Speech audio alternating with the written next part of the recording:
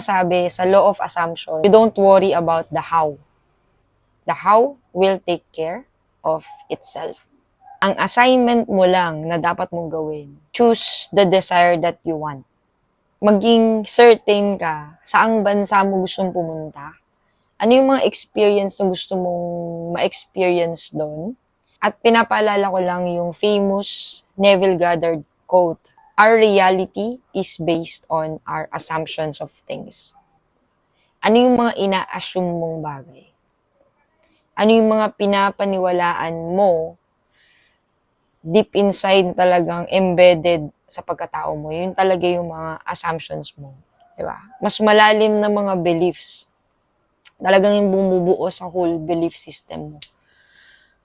Yun yung magmamanifest. So, kung gusto mong makapag-manifest din ng free travel like me, I would suggest